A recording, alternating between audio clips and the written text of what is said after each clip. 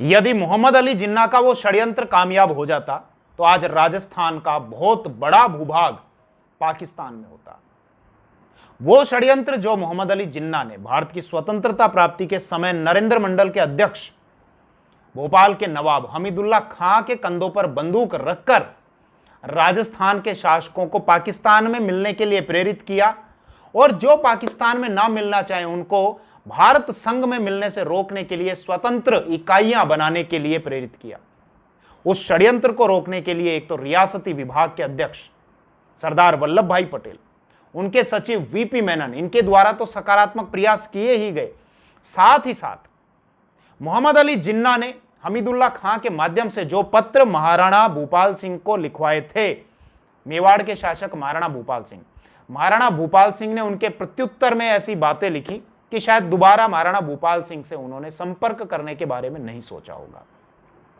तो इस सीरीज के माध्यम से मैं आपको राजस्थान के एकीकरण के संबंध में बताने वाला हूं। मैं रमन भारद्वाज और आप देख रहे हैं राजस्थान के एकीकरण से संबंधित हमारी सीरीज का पार्ट 1। आइए शुरू करते हैं। हमको इस विषय की शुरुआत कहां से करनी चाहिए? क्या इस विषय की शुरुआत मोहम्मद अली जिन्ना से करें कि किस प्रकार मोहम्मद अली जिन्ना ने भारत की स्वतंत्रता प्राप्ति के समय नरेंद्र मंडल के अध्यक्ष भोपाल के नवाब हमीदुल्ला खां के माध्यम से यह षड्यंत्र रचा कि ज्यादा से ज्यादा रियासतों को स्वतंत्र रहने के लिए प्रेरित किया जाए ताकि एक दुर्बल, एक कमजोर भारत संघ का निर्माण हो। या फिर इस वीडियो की शुरुआत हम सरदार वल्लभ भाई पटेल और उनके सचिव, रियासती विभाग के सचिव वीपी मेनन के सकारात्मक प्रयासों से करें, या फिर इस विषय की शुरुआत हमको ब्रिटेन में प्रधानमंत्री पद के लिए हुए चुनाव से करनी चाहिए। वैसे तो देखिए, इस विषय को शुरू करने के कई आयाम हैं, कहीं से भी इसको शुरू किया जा सकता है, लेकिन हम इस विषय को एक ऐसे आयाम से शुरू करेंगे ताकि आप उस समय की राजनीतिक परिस्थितियां और उस समय की पृष्ठभूमि को बहुत अच्छे से समझ सकें। तो फिर हम एक काम करते हैं, हम चलते हैं ब्रिटेन की ओर और बात है वर्ष 1945 ईस्वी की, 1945 की। 1945 में ब्रिटेन में चुनाव हुए प्रधानमंत्री पद के लिए और 1945 के चुनाव में जो प्रधानमंत्री थे विंस्टन चर्चिल, कंजर्वेटिव पार्टी के, उनकी पराजय हुई और उनकी जगह क्लीमेंट एटली ब्रिटेन के नए प्रधानमंत्री बने। तो ये तो हैं साहब चर्चिल, जो पराजित हो गए थे। ये कंजर्वेटिव पार्टी के थे। जो जीते ये थे क्लीमेंट एटली, जो लेबर पार्टी के थे। ये जीत गए साहब 1945 के चुनाव में। अब जब ये जीते तो क्लीमेंट एटली ने ये कहा कि वर्ष 1948 की समाप्ति तक, 1948 के लास्ट तक हम भारत की सत्ता भारतीयों के हाथों में सौंप देंगे। तो आखिर इस कृपा दृष्टि का क्या कारण था? क्या वास्तव में क्लीमेंट एटली ब्रिटिश राज को भारत से समाप्त करना चाहते थे? दरअसल ऐसा नहीं था। इस समय यानी कि वर्ष 1945, 46, 47 इस समय तक आते आते भारत में अंग्रेजों की जो सत्ता है उसके पांव उखड़ने लग गए थे। लोगों में राजनीतिक एकता आ गई थी, राजनीतिक जागरूकता आ गई थी। अब इस समय अंग्रेजों के समक्ष दो ही रास्ते थे। एक रास्ता तो यह कि वो सम्मानजनक तरीके से यहां से चले जाएं, दूसरा तरीका यह था कि असम्मानजनक तरीके से उनकी सत्ता को यहां से उखाड़ फेंका जाएगा।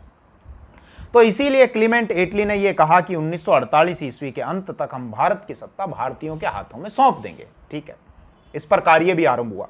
और कार्य क्या आरंभ हुआ कि उस समय के जो वायसराय थे बेवेल, उनको बुला लिया गया। ये थे बेवेल या वेवेल, इनको वापस ब्रिटेन बुला लिया गया और इनकी जगह पर नया वायसराय बनाकर भेजा माउंटबेटन को। ये है माउंटबेटन। ठीक है साहब, माउंटबेटन को यहां भेजा गया। कब भेजा गया? 12 फरवरी 1947 को।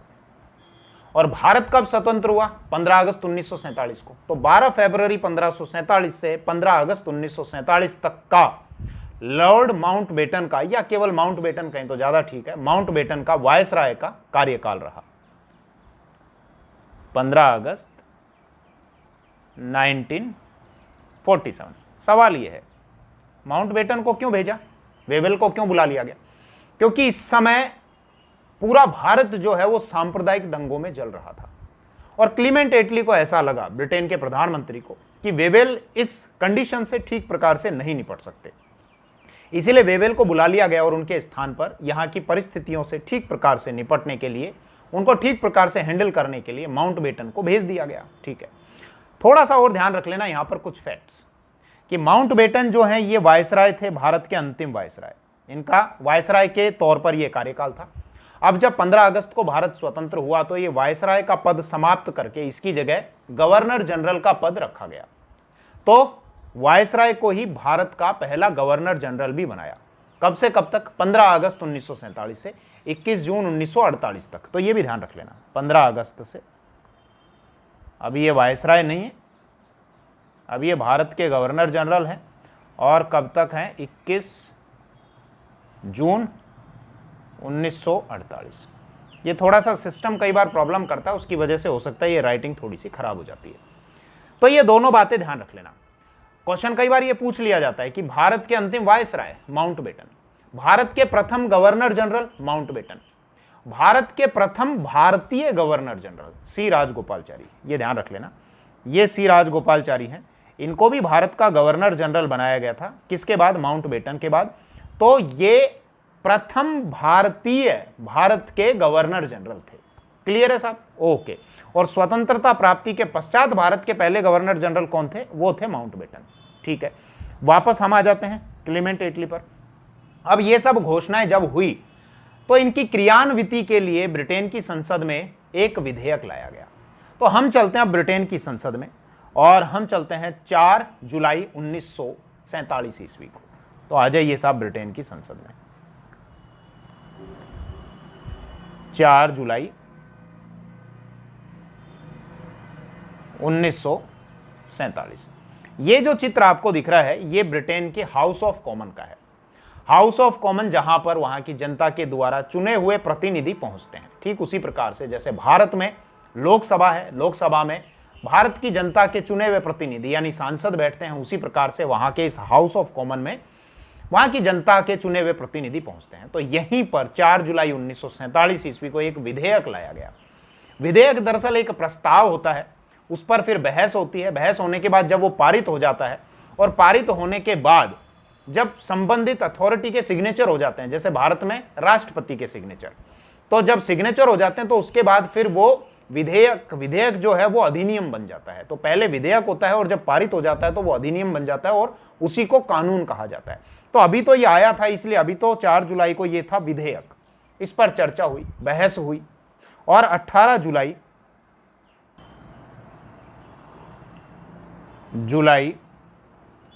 1947 को यह विधेयक पारित हो गया, अधिनियम बन गया। क्या था यह विधेयक? भारत की स्वतंत्रता से संबंधित। तो यह था इंडियन इंडिपेंडेंस एक्ट 1947 या भारत स्वतंत्रता अधिनियम 1947। भारतीय स्वतंत्रता अधिनियम 1947। ठीक है, इसकी 20 धाराएं थी। इस कानून में 20 धाराएं थी। सारी धाराओं पर चर्चा करना इतना महत्वपूर्ण नहीं है, जो काम की है उन पर चर्चा करेंगे। और वैसे भी विषय हमारा एकीकरण का है। एक तो धारा यह थी कि भारत और पाकिस्तान नामक 2 अधिराज्य बनाए जाएंगे, यानी फाइनली भारत के टुकड़े आखिर कर ही दिए गए, जैसा प्रबल रूप से मोहम्मद अली जिन्ना के द्वारा मांग की जा रही थी। तो एक तो साहब टुकड़ा हुआ ये वाला, ये बना पाकिस्तान, और दूसरा जो टुकड़ा हुआ वो ये वाला, और ये बना हिंदुस्तान। ठीक है, तो 2 टुकड़े कर दिए गए। शब्द पे ध्यान देना, क्या था उसमें भारत स्वतंत्रता अधिनियम 1947 में कि भारत व पाकिस्तान नामक 2 अधिराज्य यानी डोमिनियन स्टेट। राष्ट्र कहीं नहीं है, स्वतंत्र राष्ट्र कहीं नहीं है, अधिराज्य है, यानी कि ये दोनों ब्रिटेन के अधिराज्य हैं। अभी भी सर्वोच्च सत्ता किसकी रहेगी? ब्रिटेन की। ठीक है, इसके अलावा यह कहा गया कि भारत और पाकिस्तान में जो जो संविधान सभाएं हैं, जो संविधान का निर्माण कर रही हैं, वो संविधान सभाएं, तो जब तक वहां पर संविधान का निर्माण नहीं हो जाता तब तक वो विधानमंडल के रूप में कार्य करती रहेंगी। ठीक है, संविधान सभा ही गवर्नर जनरल को भी नियुक्त कर सकती हैं। ठीक है, मुख्य जो बात है चर्चा करने वाली वो है इसकी धारा नंबर 8। कौन सी धारा? धारा नंबर 8। क्या था इसमें? ये जो धारा है ये देसी रियासतों से संबंधित थी, यानी राजे रजवाड़ों से संबंधित थी। इसके अनुसार रियासतों को कुछ अधिकार दिए गए। ये अधिकार इस प्रकार से थे कि जो भी राजे रजवाड़े, जो भी रियासतें अगर अपने आप को स्वतंत्र इकाई रखना चाहें, यानी कि एक स्वतंत्र देश, स्वतंत्र राष्ट्र रखना चाहें तो रख सकती हैं। अगर कोई रियासतें भारत संघ में विलय होना चाहें तो भारत संघ में मिल सकती हैं, और अगर कोई रियासतें पाकिस्तान में विलय होना चाहें तो पाकिस्तान में मिल सकती हैं। ये अधिकार उन रियासतों को दे दिए गए। यानी कि इस धारा 8 के अनुसार जब भारत की रियासतों ने, राजे रजवाड़ों ने अंग्रेजों के साथ में संधियां की थी, तो उन संधियों से पहले की उनकी जो स्थिति थी उसी स्थिति पर ले जाकर उनको छोड़ दिया गया। थोड़ा सा इस संबंध में राजस्थान के संदर्भ में थोड़ा सा आपको बता देता हूं। राजस्थान में टोटल 19 रियासतें थी और 3 ठिकाने थे। ठीक है, 19 रियासतों को तोपों की सलामी दी जाती थी, इसीलिए इनको कहा जाता था सैल्यूट स्टेट। और ठिकानों को तोपों की सलामी नहीं दी जाती थी, इसलिए इनको कहा जाता था नॉन सैल्यूट स्टेट। राजस्थान की लगभग सभी रियासतों ने, मैं ये नहीं कह रहा हूं सभी रियासतों ने, मैं क्या कह रहा हूं, लगभग सभी रियासतों ने वर्ष 1818 ईस्वी के अंत तक ईस्ट इंडिया कंपनी से संधि कर ली। कब तक? 1818 ईस्वी के अंत तक। सिरोही राजस्थान की अंतिम ऐसी रियासत थी जिसने सबसे लास्ट में संधि की थी वर्ष 1823 में। सिरोही, ये सिरोही, और सिरोही के शासक थे शिव सिंह। यानी कि फाइनली 1823 ईस्वी तक राजपुताना की लगभग सभी रियासतों ने अंग्रेजों के साथ में संधियां कर ली, और उस समय संधियां की गई थी ईस्ट इंडिया कंपनी से। लेकिन हम जानते हैं कि वर्ष 1857 में जब क्रांति हुई, जिसको भारत का प्रथम स्वतंत्रता संग्राम कहा गया, तो उस 1857 की क्रांति के बाद भारत की जो सत्ता की बागडोर थी वो ईस्ट इंडिया कंपनी के हाथों से लेकर सीधे ब्रिटिश क्राउन के अधीन कर दी गई। यानी वर्ष 1858 ईस्वी में, 1857 के बाद 1858 ईस्वी में भारत की जो सत्ता थी वो ब्रिटेन या ब्रिटिश क्राउन के अधीन या अंतर्गत कर दी गई। तो अब जो ये धारा 8 थी भारत स्वतंत्रता अधिनियम की, उसके तहत वापस इन सभी रियासतों को उसी समय ले जाकर छोड़ दिया गया जिस समय इन्होंने संधियां की थी। यानी कि इन संधियों से पहले की इनकी जो स्थिति थी, अब ये अधिनियम पारित होने के बाद वापस इसी स्थिति में आ गए। अब यहां पर क्या समस्याएं होने वाली थी? समस्याएं ये होने वाली थी कि एक तो इन रियासतों को अधिकार दे दिए गए स्वतंत्र रहने के या किसी संघ में मिलने के। ऐसे में इस पूरे एक भारत की कल्पना को थोड़ी सी चोट पहुंचने वाली थी, क्योंकि कोई भी राजे रजवाड़े अपनी सहमति से अपनी बड़ी रियासत का विलय भारत संघ में या किसी भी राष्ट्र में क्यों करेंगे? वो तो ज्यादातर यही चाहेंगे कि अपने आप को स्वतंत्र इकाई रखा जाए, अपने आप को स्वतंत्र राष्ट्र रखा जाए। आप भी चाहें तो एक बार विचार कर सकते हैं, थोड़ी देर के लिए अपने आप को किसी एक रियासत का राजा मानिए, या राजा छोड़िए, यूं मानिए आप किसी एक बड़े शहर के मालिक हैं या छोटे शहर के मालिक हैं। अब आपसे यह कहा जाए कि आप अपना शहर इस राष्ट्र में विलय कर दीजिए, तो आप ही नहीं करेंगे, तो फिर ये राजे रजवाड़े क्यों करने वाले थे? तो ये जो समस्या आई कि साहब टोटल 565 रियासतें थी। अब इन 565 राजे रजवाड़ों को मनाना एक बड़ी चुनौती का काम था। हालांकि इस चुनौती का सामना भी किया गया, इनको मनाया भी गया। थोड़ी सी चर्चा इन रियासतों को यहीं छोड़कर सरदार वल्लभ भाई पटेल के पास में मैं आपको लाना चाहता हूं। सरदार वल्लभ भाई पटेल एक विभाग के, रियासती विभाग के मंत्री थे। एक मंत्रालय बनाया गया कि इन रियासतों को कैसे जोड़ा जाए, वो था रियासती विभाग। कब बनाया गया? 5 जुलाई 1947 को। इसका सचिव बनाया गया वीपी मेनन। ये हैं साहब वीपी मेनन। वीपी मेनन को सचिव इसलिए बनाया गया क्योंकि ये राजे रजवाड़ों के संबंध में, यानी भारतीय नरेशों के संबंध में अच्छी जानकारी रखते थे। क्योंकि इससे पहले ये माउंटबेटन के कॉन्स्टिट्यूशनल एडवाइजर थे, मतलब संवैधानिक सलाहकार थे, तो इनको अच्छी पकड़ थी, अच्छी समझ थी। इसीलिए इनके वीपी मेनन के अनुभव का लाभ लेने के लिए इनको रियासती विभाग का सचिव बना दिया गया और उसके जो अध्यक्ष थे वो थे सरदार वल्लभ भाई पटेल। अब इनके कंधों पर थी ये जिम्मेदारी कि इन सभी रियासतों को जोड़कर मिलाकर एक भारत का निर्माण किया जाए। अब ये तो कर सकते थे। सरदार वल्लभ भाई पटेल ने ये भाषण भी दिया, ये घोषणा भी की कि स्वतंत्रता प्राप्ति तक इन रियासतों को मिला लिया जाएगा। लेकिन दिक्कत क्या थी? दिक्कत थी एक व्यक्ति की। वो व्यक्ति था ये मोहम्मद अली जिन्ना। मोहम्मद अली जिन्ना ने यह षड्यंत्र रचा कि ज्यादा से ज्यादा रियासतों को या तो पाकिस्तान में मिलाओ या फिर इन रियासतों को, अगर ये पाकिस्तान में नहीं आना चाहती जो रियासतें, तो उनको ज्यादा से ज्यादा स्वतंत्र रहने के लिए, आजाद रहने के लिए प्रेरित करो। अब अगर आजाद रहने के लिए आप प्रेरित कर दोगे तो 565 रियासतें कम नहीं होती हैं।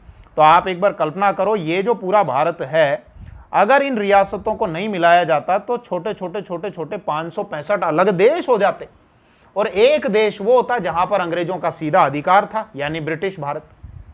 यहां मोहम्मद अली जिन्ना ने ये सारे जो षड्यंत्र किए, ये किए थे भोपाल के नवाब हमीदुल्ला खां के माध्यम से। ये है साहब हमीदुल्ला खां।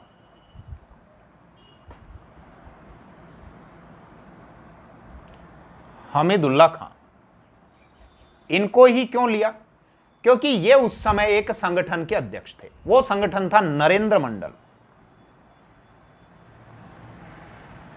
नरेंद्र मंडल क्या है, क्या इसका प्रभाव था? नरेंद्र मंडल वर्ष 1920 में गठित किया गया था। नरेंद्र मंडल का अर्थ है नरेश मंडल। नरेश यानी शासक, राजा, मंडल यानी एक संगठन। तो यानी ये भारत के राजाओं का एक संगठन था और इसी को कहा जाता था चैम्बर ऑफ प्रिंसेस। तो ये संगठन हमेशा राजे रजवाड़ों और रियासतों के पक्ष में आवाज उठाया करता था। इनकी जो मीटिंग होती थी सारे राजे रजवाड़ों की, वो संसद भवन के उस स्थान पर होती थी जहां वर्तमान में अभी लाइब्रेरी है। यही नरेंद्र मंडल 1920 में गठित किया था। इसके जो पहले अध्यक्ष बनाए गए थे वो थे बीकानेर के शासक महाराजा गंगा सिंह। गंगा सिंह जी से भी मिल लेते हैं। ये थे बीकानेर के शासक महाराजा गंगा सिंह।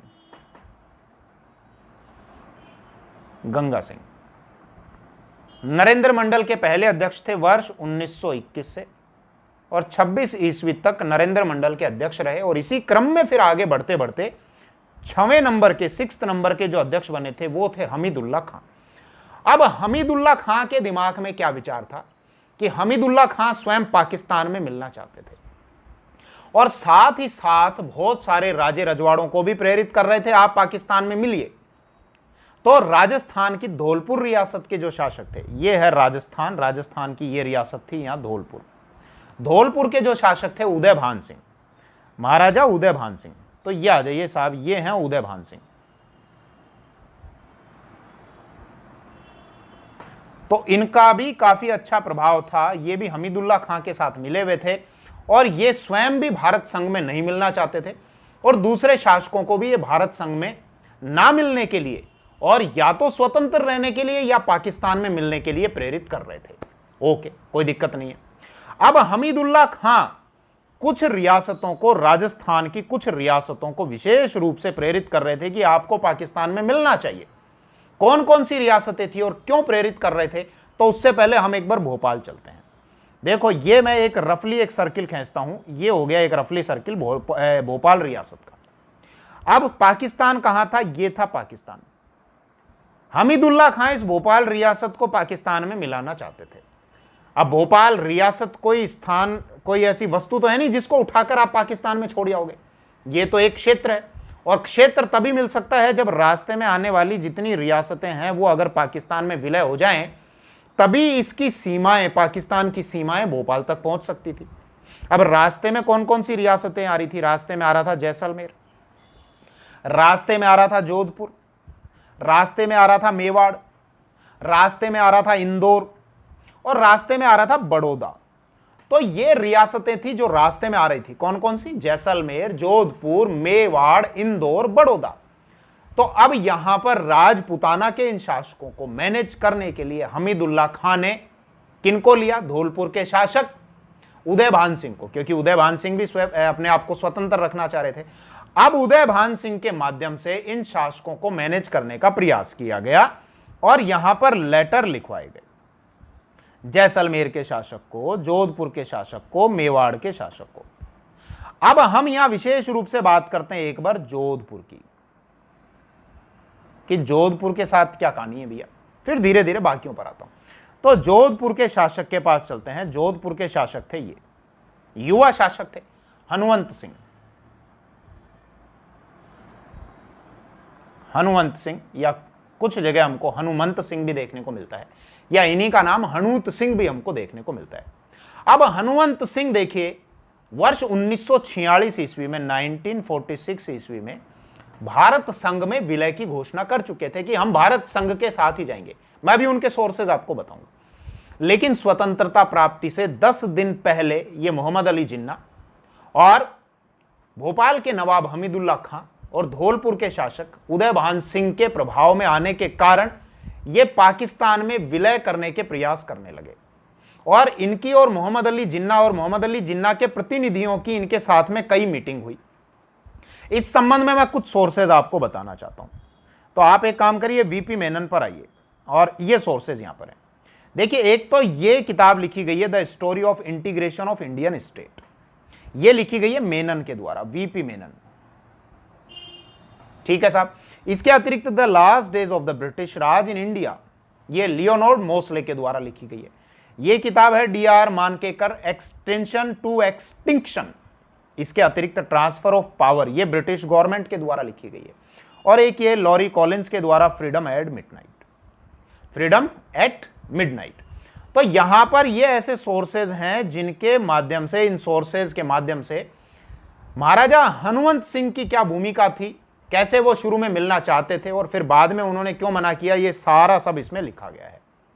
यहां पर the story of integration of Indian state, ये जो वीपी मेनन के द्वारा लिखी गई है, इसमें एक घटना का जिक्र और है कि वीपी मेनन ने क्या किया। जब हनुमंत सिंह दिल्ली में गए हुए थे मोहम्मद अली जिन्ना से मिलने के लिए, तो वीपी मेनन ने क्या किया, हनुमंत सिंह को वायसराय भवन में बुला लिया। अब इनसे मिलने के लिए जब कहा कि आप भारत संघ में विलय हो जाइए, अपनी रियासत को विलय कर लीजिए, क्योंकि राजस्थान के जितने भी ये शासक थे, भले ही कुछ शासक स्वतंत्र रहना चाहें या पाकिस्तान के साथ विलय होना चाहें, लेकिन यहां की जो जनता थी और जो राजनीतिक जनता के जो जनप्रतिनिधि थे, वो इस पूरे राजस्थान की सभी रियासतों को भारत संघ में ही मिलाना चाहते थे। तो इसीलिए मेनन ने हनुमंत सिंह को बुलाया और यह कहा कि आपको भारत संघ में मिलना चाहिए। तो हनुमंत सिंह ने अपनी बंदूक निकाली, पिस्टल निकाली, और पिस्टल को वीपी मेनन की कनपटी पर लगा दिया और यह कहा कि मैं तुम्हारे दबाव में आने वाला नहीं हूं। तभी माउंटबेटन आए और माउंटबेटन ने यहां पर बीच बचाव किया, ये माउंटबेटन, और इन्होंने वो मेनन की हनुमंत सिंह की पिस्टल लेकर अपने पास में रख ली। आज भी वो पिस्टल ब्रिटेन के किसी म्यूजियम में रखी हुई है। ये इस प्रकार की सारी घटनाओं का जिक्र आपको इनकी किताब में मिल जाएगा, जो वीपी मेनन के द्वारा लिखी गई है, द स्टोरी ऑफ इंटीग्रेशन, ये वाली जो है the story of integration of Indian state. खैर, हनुमंत सिंह की तो ये भूमिका रही। वापस राजस्थान के मैप की तरफ चलते हैं। जोधपुर के शासक की तो बात हो ही गई। बात करते हैं इस क्षेत्र की, जो था मेवाड़ रियासत, और मेवाड़ की जो राजधानी थी वो उदयपुर हुआ करती थी, ये उदयपुर। और यहां के इस समय जो शासक थे वो थे महाराणा भूपाल सिंह। तो आ जाइए आप एक बार महाराणा भूपाल सिंह की ओर। ये हैं महाराणा भूपाल सिंह। अब देखिए, आपको बड़ी एक रोचक जानकारी देता हूं। महाराणा भूपाल सिंह को एक पत्र लिखवाया गया कि आप पाकिस्तान में सम्मिलित हो जाइए। तो यहां पर महाराणा भूपाल सिंह के द्वारा देखिए उस पत्र के प्रत्युत्तर में क्या कहा गया, उसका क्या उत्तर दिया गया। महाराणा भूपाल सिंह ने यह कहा कि मुझे कहां मिलना चाहिए, कहां जाना चाहिए, यह तो मेरे पूर्वज ही निश्चित कर गए थे। अगर मेरे पूर्वज थोड़ा बहुत भी डगमगाए होते तो हमारी जो मेवाड़ रियासत है ना, यह हैदराबाद से भी बहुत बड़ी रियासत होती। इसका अर्थ आपको समझ में आया? इसका अर्थ यह है कि महाराणा भूपाल सिंह के कौन थे पूर्वज? महाराणा प्रताप, महाराणा सांगा। तो वो पहले ही निश्चित कर गए थे कि इनको कहां जाना है। अब महाराणा प्रताप ने कभी भी जीवन भर मुगल अधीनता स्वीकार नहीं की, तो फिर महाराणा भूपाल सिंह मुगलों के साथ में कैसे जा सकते थे? इसीलिए इन्होंने ये कहा कि मुझे किसके साथ जाना चाहिए, ये तो मेरे पूर्वज ही निश्चित कर गए, उन्होंने डिसाइड कर लिया था।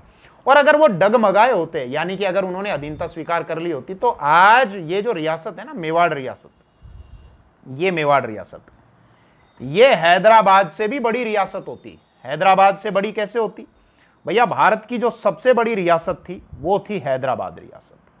अभी बात करूंगा मैं थोड़ी देर बाद। और सबसे छोटी रियासत भी लगे हाथ ले लो, छोटी रियासत जो थी वो मध्य प्रदेश की थी, बिलवारी। ये मध्य प्रदेश में आती थी सबसे छोटी रियासत, बिलवारी, एमपी में। और सबसे बड़ी रियासत हो गई आपकी हैदराबाद। तो यही महाराणा भूपाल सिंह ने कहा।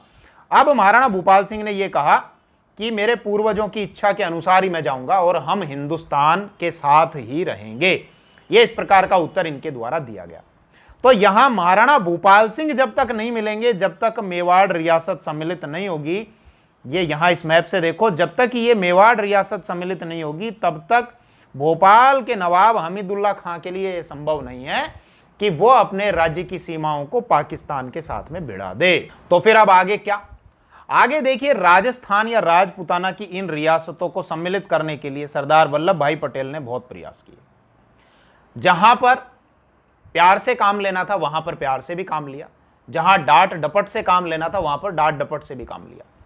उन्होंने जब घोषणा की कि इन रियासतों को भारत संघ में मिल जाना चाहिए, तो राजस्थान की बीकानेर रियासत सबसे पहली ऐसी रियासत थी जिसने राजस्थान की अन्य रियासतों की तुलना में सबसे पहले इंस्ट्रूमेंट ऑफ एक्सेशन पर यानी विलय पत्र पर हस्ताक्षर किए थे। ध्यान रख लेना, बीकानेर कब किए थे? 7 अगस्त 1947 को। बाद में और रियासतों ने भी किए। जोधपुर रियासत ने कर दिए थे 9 अगस्त को, 9 अगस्त। और इसके बाद जब धौलपुर महाराजा को पता चला कि साहब लगभग सभी रियासतों ने विलय पत्र पर यानी इंस्ट्रूमेंट ऑफ एक्सेशन पर हस्ताक्षर कर दिए और स्वयं भोपाल का नवाब हमीदुल्ला खां भी हस्ताक्षर कर चुका है, तो फिर स्वतंत्रता प्राप्ति से एक दिन पहले यानी कि 14 अगस्त 1947 को धौलपुर के शासक ने भी इस इंस्ट्रूमेंट ऑफ एक्सेशन पर हस्ताक्षर कर दिए। कब किए? 14 अगस्त 1947 को। तो यह ध्यान रख लेना, राजस्थान की रियासतों में सबसे पहले बीकानेर रियासत ने और सबसे लास्ट में धौलपुर रियासत ने इस इंस्ट्रूमेंट ऑफ एक्सेशन पर हस्ताक्षर किए।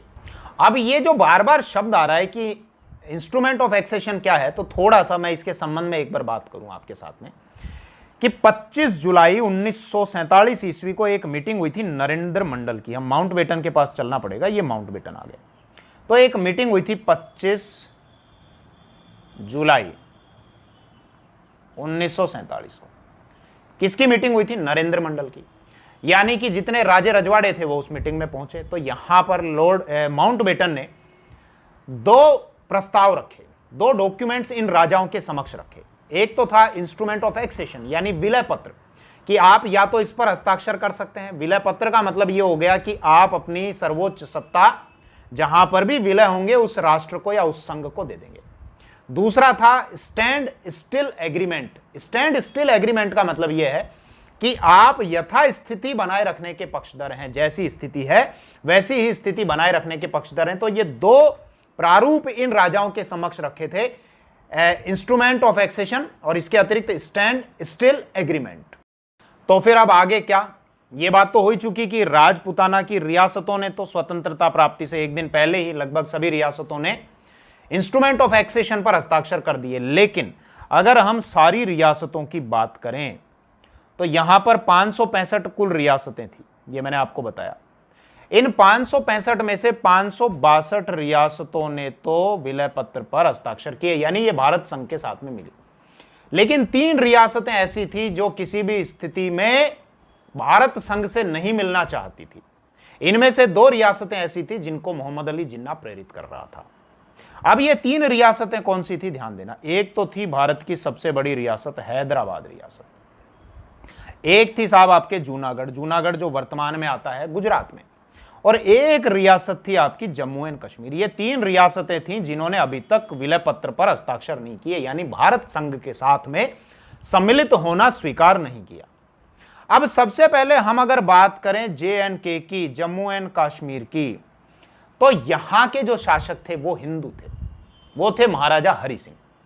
अब महाराजा हरि सिंह उनका ये विचार था कि हम अपने आप को स्वतंत्र इकाई रखेंगे, लेकिन स्वतंत्र तो तब रखोगे जब पाकिस्तानी कबीलाई आपको छोड़ेंगे, क्योंकि पाकिस्तानी कबीलाइयों ने जम्मू एंड कश्मीर रियासत पर अटैक कर दिया, आक्रमण कर दिया।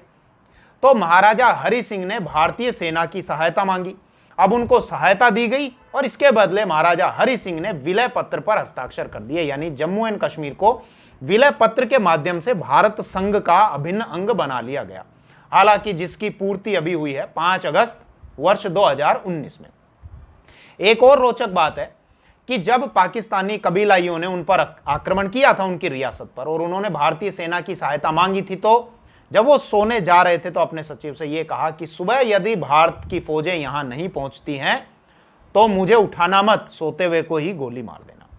तो ये ध्यान रख लेना, ये विलय पत्र के माध्यम से। अब हालांकि जम्मू कश्मीर पर बात करने को लेकर इस एकीकरण के संबंध में और भी बहुत सारी बातें हैं, लेकिन अभी ये जो विषय है राजस्थान का एकीकरण है, इसीलिए जहां जितनी आवश्यकता होगी उतनी ही मैं यहां इस वीडियो में चर्चा करने वाला हूं। आ जाइए साहब अब दूसरे पे। दूसरी थी आपकी ये जूनागढ़, जो वर्तमान गुजरात में आता है। जूनागढ़ को जनमत संग्रह के आधार पर, यानी लोगों से विचार विमर्श राय करने के बाद उनसे वोट के आधार पर जूनागढ़ को भी भारत संघ में मिला लिया गया। तो ये जनमत के द्वारा जूनागढ़ का शासक भाग गया था और जनमत संग्रह के आधार पर इसको मिला लिया गया। एक बड़ी हास्यास्पद आपको बात बताता हूं। आजकल भारत के जो पड़ोसी हैं वो आजकल अपने नए नए राजनीतिक नक्शे जारी कर रहे हैं। नेपाल ने किया और नेपाल ने भारत के कुछ हिस्सों को अपने देश में अपने राजनीतिक नक्शे में दर्शाया है। पाकिस्तान के द्वारा भी अभी एक कुछ समय पहले ही 2-5 दिन पहले ही एक नक्शा जारी किया गया है और उस नक्शे में पाकिस्तान ने इस जूनागढ़ के क्षेत्र को, जो अब तक पाकिस्तान ने कभी अपने राजनीतिक मैप में नहीं दर्शाया, पहली बार इस जूनागढ़ के क्षेत्र को भी पाकिस्तान ने अपने राजनीतिक मैप में दर्शाया है। अब इसके पीछे हम सब जानते हैं केवल चाइना की शह है, क्योंकि चाइना को अपनी समस्या हो रही है, टेंशन हो रही है वन बेल्ट वन रोड से। उसको पता है कि ये ऊपर का हिस्सा, अगर ये वाला हिस्सा भारत कब्जे में कर लेगा, पीओके, जिस पर भारत के मौसम विभाग ने मौसम की जानकारी भी अभी जारी की थी, तो इसका मतलब यह है कि भारत का जो अब अगला कदम होगा वो इस पीओके को लेने पर होगा। तो इसीलिए चाइना टेंशन में आ रहा है और वो सारा इधर भी डिस्टरबेंस क्रिएट कर रहा है, नेपाल को भी उकसा रहा है और पाकिस्तान को भी उकसा रहा है। खैर वापस विषय पर आ जाइए। तो जूनागढ़ को भी मिला लिया गया। तीसरी ये जो रियासत थी हैदराबाद, तो हैदराबाद रियासत को सैनिक कार्यवाही या पुलिस कार्यवाही के द्वारा, और इसमें मुख्य रूप से सरदार वल्लभ भाई पटेल का रोल था, इसके द्वारा हैदराबाद रियासत को भी मिला लिया गया। ये जो ऑपरेशन चलाया गया था इसको कहा गया ऑपरेशन पोलो। कौन सा? ऑपरेशन पोलो के माध्यम से इस हैदराबाद रियासत का विलय भारत संघ में कर लिया गया। खैर ये था राजस्थान के एकीकरण से संबंधित पहला पार्ट, और इस वीडियो के माध्यम से मैंने एक भूमिका बनाने का प्रयास किया है। अभी बहुत सारे विषयों पर चर्चा करना बाकी है कि राजस्थान के जो शासक हैं वो भारत संघ में मिलने को तैयार तो हो गए, इंस्ट्रूमेंट एक्सेशन या फिर विलय पत्र पर हस्ताक्षर तो कर दिए, लेकिन अब उनकी जो आपसी महत्वाकांक्षाएं हैं उसको लेकर वो ये जो वर्तमान जो राजस्थान का ये जो स्वरूप आया, इसकी बजाय वो इसके अलग अलग टुकड़े बनाना चाह रहे थे कि कुछ जगह यहाँ राजस्थान यूनियन, कुछ जगह यहाँ पश्चिम के जिलों को मिलाकर एक अलग से संघ बनाया जाए, कुछ जगह यहाँ की अलग यूनियन, यहाँ के कुछ जिले ऐसे हैं धौलपुर भरतपुर जो यूपी के साथ जाना चाह रहे थे। तो अब आगे राजस्थान का ये जो वर्तमान स्वरूप है ये कैसे अस्तित्व में आया, इसको लेकर मैं स्टेप बाय स्टेप आपके साथ चर्चा करूंगा। पहले बात करूंगा कि कौन कौन से शासक कौन कौन सी यूनियन बनाने का प्रयास कर रहे थे, और फिर बात करूंगा स्टेप बाय स्टेप उन चरणों की, 7 चरणों की, और उसमें किस प्रकार की बाधाएं आ रही थी, शासकों की क्या क्या महत्वाकांक्षाएं थी, किस प्रकार के प्रयास किए जा रहे थे, वो सब इस सीरीज के नेक्स्ट पार्ट में हम चर्चा करने वाले हैं। धन्यवाद। जय हिंद।